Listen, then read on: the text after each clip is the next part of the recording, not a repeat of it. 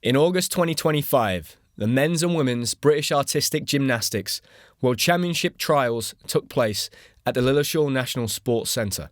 It was a rare opportunity to see the very best athletes in the country compete in high-level competition. I'm going to talk about some of the standout performances and my big takeaways after watching the competition. I'm going to share some of my recent coaching experiences out in Singapore. I'm also going to talk about what we've got coming up on the podcast in the coming weeks as we head in towards Christmas. And this is my story. Over this past weekend, I had a brilliant opportunity to go to Lilleshall National Sports Centre and watch the World Gymnastics Championships trials for both the men and the women. Unfortunately, I was a little bit late to the men's trial, so I only caught the second half of that competition. I spoke to a few of my friends, coaches, and judges afterwards, and they told me about what had taken place in the previous 3 rotations. But it was an amazing opportunity. It's very, very rare that you get to see behind the curtain, like I said, a very high level of competition. It was very intense, but I've got to say that my initial key takeaway was that the atmosphere was very, very positive between the athletes. They were all supporting each other. They were split into 3 groups, so they were on 3 different apparatus, but every group was supporting the other group. And it just struck me the amount of male gymnasts that were competing there at a very high level. And I touched on this at the British Championships. I spoke about that depth in that middle group. You know, you exclude the top guys that ended up going to the European Championships and you take those 6 athletes out of the equation. You've got a real group of, you know, I'd say up to 10 to 15 athletes are competing at a very high level. Now, I don't know if every single one of the athletes that were invited to that trial are on the senior national team. I think there are potentially a few members that aren't on that team but were invited because they are showcasing a very high level of gymnastics at the moment. And that was my big initial takeaway, was the atmosphere was very positive between the athletes. It was very collaborative. There were lots of people there. I don't know what all of the roles of all of those people were. It seemed to be people running around everywhere, and I did hear a few people joking, saying, I've never seen that guy before, I wonder what his role and what his job is.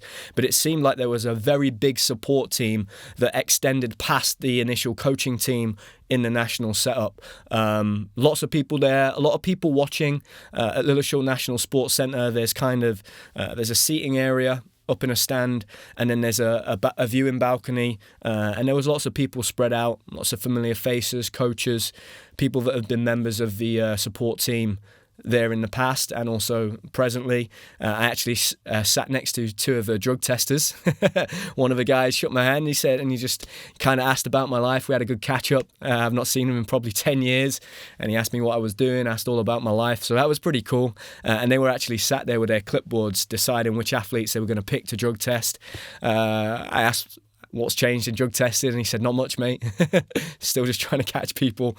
So that was quite cool to see him. I was sat next to one of my former national coaches who was sat next to somebody else and was explaining a lot of the competition and the current shape a lot of the athletes were in, so I could kind of listen to what he was saying and gain a lot from that in terms of my understanding of the current layout and I guess the standing of things within the British team. And I was also sat next to a couple of the athletes. So Luke Whitehouse wasn't taking part in the trial.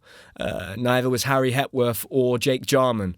From my understanding, because they won medals individually at the European Championships, they were given the option of not to compete in that trial. So it was the remainder of that European team and also all of the other athletes that are in the senior national team. And like I said, some athletes that I don't think are part of that squad but have had some good success at recent competitions. And so that was my real initial takeaway, I think, was just that depth of that squad. Prior to the competition, the night before, I'd seen that British Gymnastics had shared a few Instagram reels with the new performance director. And he, quite interestingly, he laid out the selection process and what that looks like for this World Championships. He made a point of stressing that contrary to prior and historical selection processes, there's not going to be so much of a process on a focus on a single event anymore, and it's actually they're going to try and look at the whole season.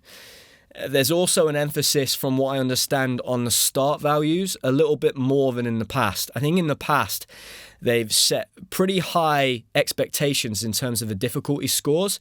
And when they've come down to picking teams, some of it, they've maybe only had half of the team or 2 or 3 athletes hitting some of those selection scores that they've had to then look at the start values in that selection policy, and a lot of the athletes haven't hit those start values either. So from my understanding, from talking to a couple of the athletes, and the way that it was explained to me is that potentially you could qualify for a team by just hitting a start value and not necessarily doing a successful routine, which to me sounds pretty strange. And I had the opportunity later that day. We went to one of my old teammates' 30th birthday parties, which is a brilliant occasion. I've never seen that many gymnasts of multiple generations in a room. There must have been 30 of us. So I was able to chat to my generation and my old teammates, and we all laughed how there was no chance back in our day that you'd be able to miss a selection competition, even if you had a great competition result at a major championship previously, and our coaches certainly wouldn't have let us skip a selection event. We kind of spoke about that a little bit and what we thought about it. But yeah, the performance director really laying out the selection process and policy. I've got to say my initial takeaway from that was that if they're steering towards looking at the whole of the season and they're also adding in this element of the start values, my initial reaction is, well, you're making it more ambiguous. So effectively, it gives you so many different options of who you can choose and who you can put in that team to make the team up that ultimately you'll always be able to report back to that selection policy if anybody appeals the decision that is made when it comes to a World Championships, European Championships, Commonwealth Games or Olympic Games. So yeah, maybe that's my skeptical mind, but that was my initial reaction. For me, I feel like those designated selection competitions are very important, particularly when they're close to the event, because sport changes so quickly. You can't just rely on performances from 6 months ago, 12 months ago. You kind of have to really take into consideration and place a heavy weight on the most recent performances. That's kind of my viewpoint and the way that I see it. But I did like the transparency from British Gymnastics and having the new performance director explaining that. I liked that. He spoke very well. I don't know much about him, but I thought he was very well spoken. And it's going to be interesting to see how that now develops moving forwards as we go into this LA cycle. He spoke about the LA Olympics and that there were lots of competitions between now and then that they had to focus on. But I liked it. Yeah, I liked his messaging. My question was just probably around the selection policy criteria, and my initial reaction was, I feel like you've potentially made that. You've given yourselves so many opportunities to select a team that it's going to be very, very hard for someone to point at a decision and go, look, you didn't follow the process. So, we'll see how that plays out, and I'm sure I'll be given feedback from the athletes, and we'll find out over the next 4 years. So that was going into the event. Obviously, like I said, my big takeaways were the positive atmosphere in the gym. And I have to say, having interviewed a lot of the top guys that are currently still involved in the system and have been over the past few years, they all report the same thing, that the atmosphere between the gymnasts is very, very positive, and the atmosphere in the gym is really, really good. So that's a great thing to hear. And that depth, again, is brilliant. I mean, it's a great problem for the coaches to have too many gymnasts to choose from, and it meant that I was able to watch a real high level of gymnastics from nearly every single routine that I watched, which was really, really cool. I think that the performances that stood out to me were certainly Joe Fraser on high bar. He did an incredible high bar routine. Someone had told me that prior to me arriving, he'd had a mistake on parallel bars, which is typically his best event. For me personally, I always like to watch Joe on high bar, and I think back to that Tokyo routine that he did on high bar, the most difficult high bar routine, if I recall correctly, that British Gymnast has ever done. And I think he must have come pretty close to that with his performance on the high bar at this World Championship trial. He did a Cassina, he did a squat half into a Coleman, a straight Kachev, a straddle Kachev. He finished with a triple pike dismount, which is new for him, and he stuck it Coleman. old. So it was an incredible routine. I haven't seen the score sheet yet. I don't know whether that's going to be available to the public. I hope it is. I'm going to try and get my hands on it. But I imagine he scored pretty well, and that would be right up there in terms of the difficulty and even the scores around the world at the moment on high bar. So that was certainly a standout performance. And obviously Joe is coming back from surgery and injuries and opening up his own gymnastics club. I've spoke to him on multiple occasions recently, and Joe is genuinely his training in the gym around working in the gym full time and building his own club. So that guy is working incredibly hard, and I'm sure he's at the stage of his career where actually the gymnastics training is a nice break from his work that he's doing in terms of building his own gymnastics club, and I'm sure it's massively benefiting his gymnastics.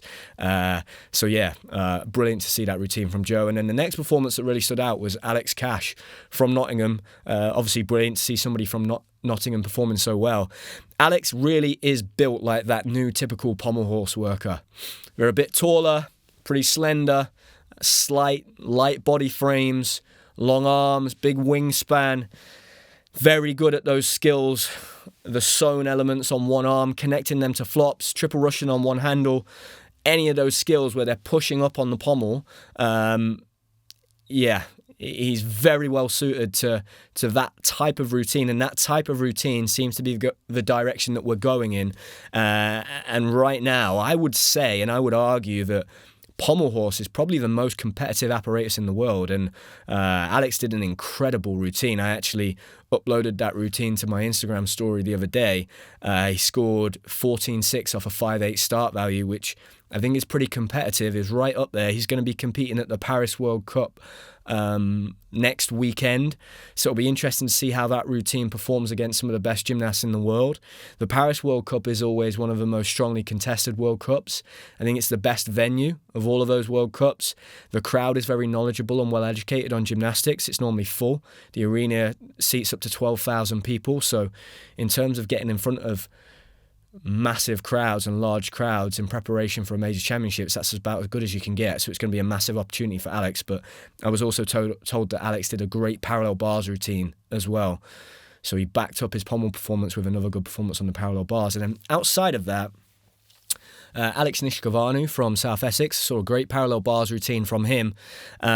Similarly from Jonas as well, Jonas Rushworth from Leeds, but unfortunately making a few silly mistakes, naive mistakes I will call them. I think Alex did a beautiful routine, technically very, very good, and then fell on a pirouette, which for him is a basic element. I mean, that doesn't even contribute towards his start value.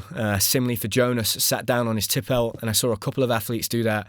Again, just somewhat of a lack of concentration, really naive mistakes that are super typical for those young gymnasts that are, just getting into their senior career. You kind of get to the end of your routine and you think, I'm nearly there. And before you know it, that slight lack of concentration, you make a silly mistake on one of your easiest skills. So it was great to see the technical work from those two gymnasts, but again, they made those silly mistakes, and I'm sure they're mistakes that they will rectify and they won't make again, and that will always stick out in their mind. But those mistakes do make a big difference. That could have been the difference between potentially qualifying for a World Championships and not. So those two performances stood out there in that regard. And then I just think, as a general, on the whole, I was seeing a high level of gymnastics. I was seeing a variety of gymnastic skills. I was seeing a lot of gymnasts pushing high dismounts, and we've spoke about that recently. We've had the Italian gymnast, which I found out since our last podcast over the summer, that he did injure himself on a triple back. Something to take in consideration for the FIG when they're making those rules and they're putting such an emphasis on those difficult skills. Potentially those gymnasts aren't quite ready for them, but the risk and the reward there is so high that they're going to push themselves to do skills that they're maybe not ready for. And then we saw that repeated again by Donald Wittenberg at the American-US Championships doing a triple pike somersault. That video went viral of him somehow in midair slipping off and managing to grab hold of the rings in midair and slow himself down. And, that could have gone really wrong. We could have had another situation like we had with the Italian gymnast. So that is definitely something that I imagine the FIG will be looking at, because the last thing you want at a major championships like the World Championships with the world watching is a serious injury, particularly on those apparatus, because it just highlights how dangerous the sport is. And when you're talking backs and necks, and I've had a recent conversation with one of my former teammates that is in a situation where his back is in such a mess at the moment. He's been told he's already got arthritis, and potentially if he carries on doing a manual job, he might end up in a wheelchair. It just really is hitting home just how dangerous and how serious and difficult the sport of gymnastics is. And I'm going to come on to that a little bit later when we get back to that viral video that's going around at the moment. But yeah, lots of big dismounts, lots of big gymnastics, which is exciting for people to watch. I did really notice there was a lot of mistakes. And I don't know whether that's because this World Championships that is taking place this year, the coaching team and the head of the program have decided that they're only selecting individual apparatus specialists. So I think that's resulted in a lot of those guys just focusing on one or two events and really pushing their difficulty score to see if they can qualify for one of those apparatus. And potentially that's why we're seeing gymnasts, and I saw gymnasts at the weekend with a lot of mistakes, multiple mistakes on multiple apparatus for a lot of people. So yeah, that lack of preparation there. And also maybe, a lot of those gymnasts that are within that middle ground that I talk about, and those next 6 to 15 guys after those top members of that team, typically all-arounders, good solid all-rounders, never really had the opportunity to just push one or two apparatus, have given that a go this summer, have pushed the difficulty but are not quite prepared enough. And it really is a different ball game preparing to specialise on one event as opposed to spreading your time across those 6 apparatus. They're two completely different sports, and you'll hear the best specialists in the world saying, I don't know how the best all-arounders in the world do that, and you'll hear the all-arounders talking about, I don't know how those specialist guys get so good on that one apparatus. So yeah, that was a big takeaway as well. A lot of mistakes, and it really left the door open. And I think in terms of my predictions following that competition, I would expect the team to look something like Luke Whitehouse, Harry Hepworth and Jake Jarman. Now, they're all very strong on floor and vault, so those spots are pretty much taken. I would expect Courtney to take a ring spot, and then given the performances at the weekend, I would be surprised if Joe Fraser didn't make the team for high bar, and they didn't select potentially Alex Cash for pommel horse. I think he's probably done enough, given that a lot of the other gymnasts made mistakes. And his closest competitor on pommel at the weekend, Ruben Ward, scored lower than Alex did and has a lower start value. I think if Alex hits a routine next week at the Paris World Cup, that's probably his spot secured, which is really cool. He's young, new gymnast, never had the opportunity to compete at a major. He's from Nottingham. That's a really, really cool thing. I can't think of another gymnast from Nottingham that's competed at major championships from the men's program since myself way back in 2017. So that's absolutely amazing. So congratulations to him. We did have Andy go on to compete at the World Championships in 2018 before he retired, but that was to represent Ireland. So that would be brilliant for the club, and probably a great example of the great work that they're doing there in Nottingham and just how great the gym and the facility is at the moment. Whenever I go into the gym and whenever I talk to people, they just talk about what a great job everybody's doing at the gym and just how amazing the facility is and how professional it looks. So credit to everybody at Notts Gymnastics Academy for all of that brilliant work in terms of investing in the infrastructure, the work they've done to expand the gym, and just how professional the programs seem to be run at the moment, particularly on the elite side. I can only talk of that because that's where I really have... that's where I touch base with everybody the most, and obviously, of course, the mags, but I can see that the women's program is improving a lot as well at the moment. So, yeah, that's really, really cool to see and amazing from Alex.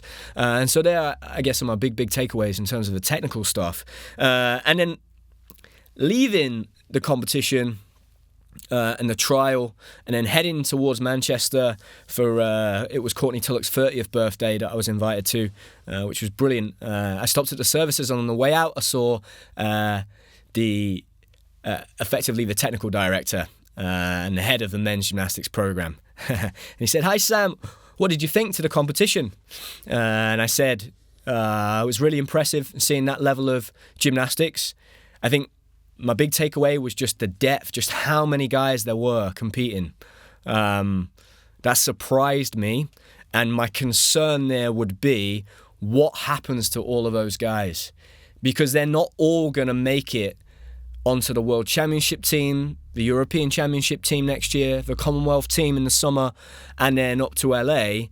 And there's so much depth. How do you, as the person leading that program, effectively cater to all of those athletes and all of those high-level athletes, and how do you keep them in the sport? And yeah, he said that's one of my biggest challenges and problems. And this year we've tried to give them all an opportunity to go out and compete at certain events and World Cups, but they have to take that opportunity, and that is my big concern. What happens to those guys? Because genuinely, there could be up to 20 very high-level men's artistic gymnasts that are capable of competing at a high level, given the right opportunities, the right environment, and if they manage to, find that little bit of luck, stay injury-free, and take those opportunities that they're given.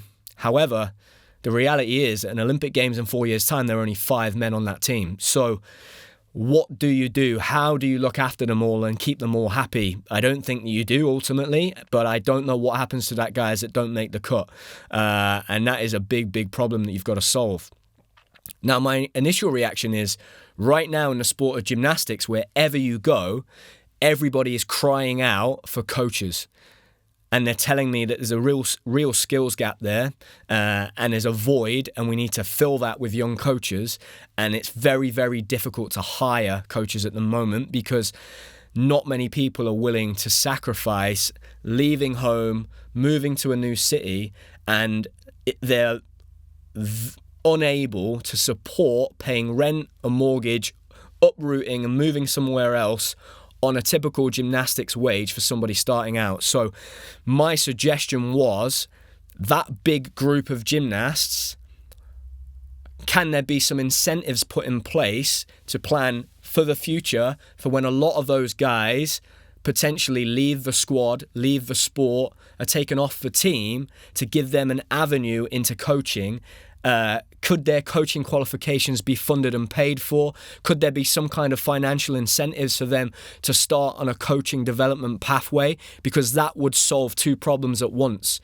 These guys aren't just leaving the sport and then basically being left to their own devices to figure out what it is that they do next. And also you're filling that coaching gap that we very clearly have in this country at the moment. So I think that is something that people within British gymnastics that are in the places to make some decisions in regards to that should be thinking further ahead and maybe putting their heads together and thinking of coming up with a bit of a solution, because they're going to have that sooner rather than later. And the thing that's going to be a real problem next year is that we right now have the junior European champions, and a large proportion of that team from next year will also be senior gymnasts. So they're going to move into that mix. So you're all of a sudden potentially going to have 25 high-level gymnasts. And you don't want to lose those guys. You don't want to waste them. You don't want that knowledge to disappear like it has done with my generation.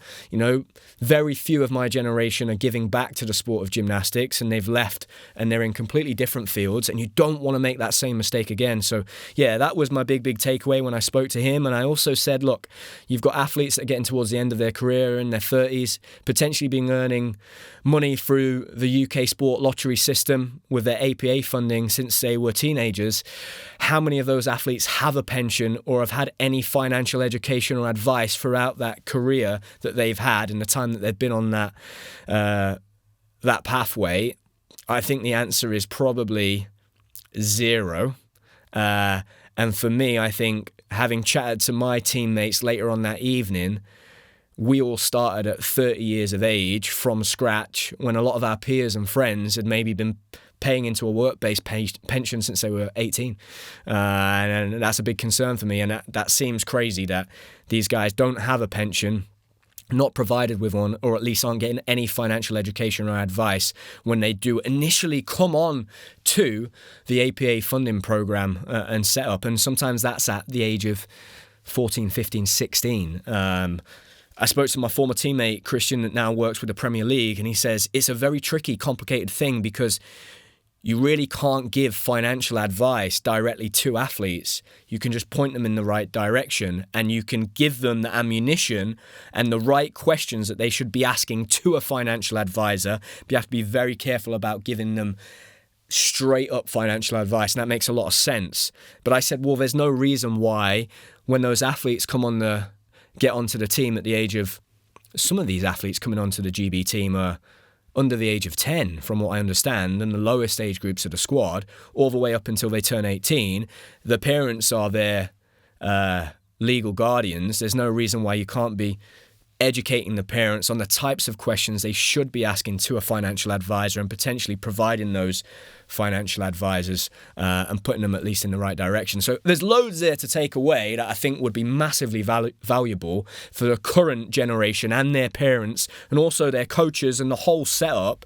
And I think we could solve loads of problems at once there. And I'd be more than happy to speak to anybody that listens to this podcast that is involved with any of the decision making or at British Gymnastics, if they listen to those ideas and go, that's actually a great idea, and maybe some of the clubs or head coaches, and how we can maybe figure out something there, because I think that's a big piece of the puzzle that could solve loads of problems for everybody involved. And so that was one of my big takeaways. I've obviously done the prediction of the team, the financial advice, the pensions. I'm just going through my notes that I've got here because I don't want to miss anything.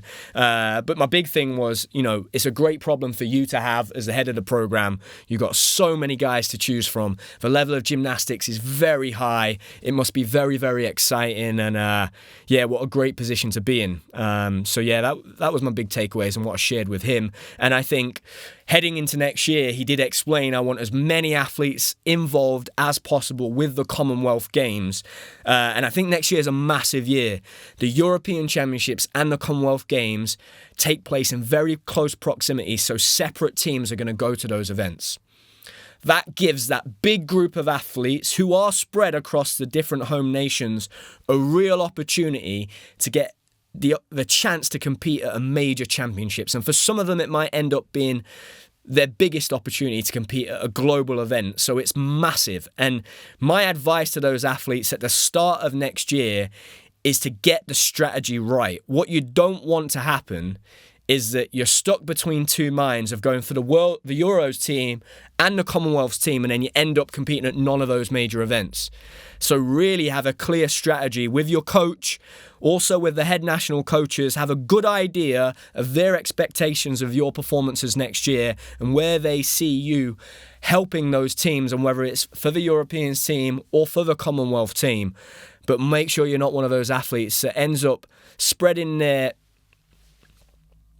mental energy between the two potential routes of competing at the Euros or the Commonwealth Games, and then ending up in a position where maybe you push yourself so hard in terms of the technical difficulty of the routines that you're doing to make the team for the Europeans, that you end up making a lot of mistakes. You don't qualify for that team and you miss out on the Commonwealth team. Because I'd imagine the trials are going to take place at the same time, and it would be the same trial for those two events. So just make sure you've got a strategy, you've got a plan that's clearly thought through from the start of the year with your coach, and you don't just see what happens. That would be my best advice, because that opportunity to compete at Commonwealth Games in Glasgow, it will be on the BBC, it will get a lot of publicity. That could be massive for your career. So really take it seriously. Make sure you plan heading into that Commonwealth Games, and hopefully we're going to see all of that squad represented across the European Championships, and then representing Team England, Team Scotland, and Team Wales. And we can see as many of those high-level gymnasts competing, and that will be an amazing competition to watch. You'll basically get to see the very best of Great Britain competing in that competition. I know they've just released the tickets for the British Championships, which are in March. I feel like the British Championships is so far away from those competitions that are going to take place in the summer. It's going to be a really difficult season for the athletes to navigate, and it's going to come back down to potentially that planning and preparation, having to peak in March, then peaking again in the summer, and then peaking again at the Worlds. That year with the Commonwealth Games is always a challenge, and after speaking to the head of the men's gymnastics program earlier at the British Championships this year, he said that's one thing that they wanted to really look at, and they maybe made a mistake in the previous Olympic cycle when it was that Commonwealth year. The guys basically ended up burned out at the end of the year, and that resulted in surgeries, I think, with Joe Fraser and Johnny Moran, and James Hall was struggling with his back. So, yeah, I think they're going to play it very differently this year. I think they're forced to play it differently because those competitions are in such close proximity, but I think that will help the longevity of the team. I think the last thing I'll probably talk about is maybe that strategy of focusing on individual apparatus at this World Championships. Personally, I think that says a lot about just the direction of the program, potentially what they're going to plan to look at aiming for in LA 2028. You know, it was a similar story, I think, heading into Paris, really going for that individual medal success. I know that they want to put a strong emphasis on the team, but I think if you've got athletes sitting out a trial, and potentially I heard that you had young athletes kind of turning up to that trial going, well, we're only actually trialing for one spot here if they're effectively already selected because they're sat in the stands watching and not competing. I just keep an eye on how that impacts the younger athletes and their mindset and maybe their motivation. It kind of sets somewhat of a precedent of us and them. And in the past, in my experience, that never turns out. It's not good for cohesion and team harmony. So that's maybe something to look at moving forwards if there is going to be an emphasis from next year on the team's success. But yeah, it seems to be that strong emphasis on individual results and individual medals, and that's where the team leaders within the British setup feel like they've got the best possible chances of bringing home medals. And, you know, ultimately funding is driven and is reliant on that success at major championships and how many medals those teams bring back. So we have some incredible specialists at the minute, so I absolutely understand why they've made that decision, particularly when it comes to Jake, Luke and Harry on those individual apparatus, and obviously Courtney. But next year you're going to be back in a position where you're going to want that team success and you need gymnasts competing on all of the events, and you're going to need that moving forward now that the teams have reduced to 5 in numbers. We don't have teams of 6 anymore. We don't have necessarily somebody that's going to be going to do one event. You need the team to be spread out. I would look at whether or not we want younger athletes to be just going to trials and competing on one piece and relaxing on the other pieces when you need them to push on all 6, because competing on 6 apparatus is another animal. It's a different kettle of fish, and there are not many opportunities to do an all-around competition in the year. So, yeah, that would be an area I'd be keeping a close eye on and looking at, and I'm going to be interested to see how that progresses next year, particularly maybe at that British Championships at the start of the year, and whether we see a lot of mistakes again, people struggle to compete on 6 or not. I'd say that there was only one gymnast missing from that trial with an injury, young gymnast Winston, who we've had on the podcast, so that's good. So the squad seems pretty healthy, which is a great thing to see. And I think a lot of those gymnasts are going to be competing out in the Bundesliga this season, from what I understand. I'm representing 2 of those gymnasts, Luke Marsh and Mikey Goddard, who are all doing really exciting gymnastics at the moment. Mikey put a squat half deaf into his routine, which was really nice to see. He's massively improved on high bar, and Luke performed a 5-6 parallel bars routine. It's definitely competitive, so it's going to be great to represent those 2 guys as they go out there to compete in Germany in the Bundesliga and see how they perform against the other British gymnasts that are going to be out there. Again, that is something that I'm doing now moving forward. I'm hoping to represent some of the best talent in the UK and get them those opportunities to compete in Germany, France and Italy in those league matches. So if there's anybody out there that would like to compete in those competitions in the next season, please reach out and touch base with me, whether you're from Great Britain or you represent teams within Europe. I've had interest from America and Canada as well. So, yeah, it'd be great to hear from you guys. And then I guess, yeah, last thing I'll probably touch on is my experiences in Singapore. Brilliant opportunity for me. It really stretched me. I've not ran a coaching clinic like that before. There was a real high volume of coaching planning that needed to take place. Again, like always, I over-prepared. And I found in the past now that if I over prepare and I make sure that I plan well, I normally deliver and do a good job, and I felt I did that. Everybody there seemed really happy. I learned a lot myself. I got very hands-on. The athletes that were there training are high school athletes, so typically from the age of 11 up to 18. So that presents its own set of challenges in terms of supporting. And But the great thing about that is that, generally speaking, the athletes are able to take on a little bit more autonomy when it comes to their own training, and they can take on feedback really well, and they apply that feedback very quickly, as opposed to working with young kids where you have to really walk them through it a little bit more, and it's more coach driven than athlete driven. So that was a great experience. I did 4 full days of coaching there, long days. It was about an hour in total to get there to the gym. I was working effectively from 9 till 5 non-stop, delivering. I did realize as I was coaching I was like, this is probably like watching Sergey coach, because I was just huge energy, and that was the first thing that the head of a gymnastics program there at the UWCC East Campus said. He said, "Wow, Sam, you've really brought the energy. This is great." And that was a big thing. I wanted to really hit those kids with a lot of positive energy at the start of their school year. And it was the end of the calendar year for me, and the very start of the calendar year for them. And I wanted them to go into the school year and the gymnastics season with a lot of motivation, a lot of inspiration, but also some technical things that they could really apply over the course of the next 12 months, and that would hopefully stay with them in the years that come and the years that follow. And all I'm doing is imparting that wisdom that has been passed on through me, through my coach, and working with other coaches and the very best athletes. And you're passing on that knowledge to the next generation. But it was an amazing opportunity. I was very grateful for it. It certainly stretched me, like I said. I think all of that plan and that structure and that system was great, and I'd be able to apply that moving forward, and I'd be open certainly to running more coaching clinics. This clinic was for men's and women's, so that was an interesting challenge in itself.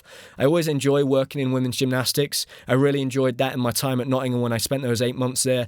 I always say that working with that group of young girls was my favourite group that I worked with. So yeah, that was a great opportunity to share my knowledge, not only with men's artistic gymnastics, but also women's artistic gymnastics. And there's a lot of crossover, and I think I was encouraging a lot of collaboration, and I think that's very important. I did notice that, actually, just to pick back up on the trial, I did stay and watch a little bit of the women's competition, although I was using that time to catch up with some of my best friends more so than watching. One thing that did stand out that I was very impressed with was Ruby Evans doing a Chenko 2.5 on vault, and she did it in her general warm-up, a 3-minute warm-up, and then the routine that she performed, which told me that she's prepared very, very well for that, physically and mentally. And I love her gymnastics, and seeing her do so well at the Europeans alongside Jake in that mixed team competition, I'm very excited about what she could do later on this year at the World Championships and into the rest of this cycle. I think it's going to be very exciting for her. So yeah, to be seeing a Yurchenko 2.5 was awesome, because at the British Championships, I noticed that she pulled out with a small injury. The level of vaulting that I saw there was very low, and that was something that really stuck out for me. So to see that was brilliant, and that really stood out for me there. But yeah, had a great summer coaching.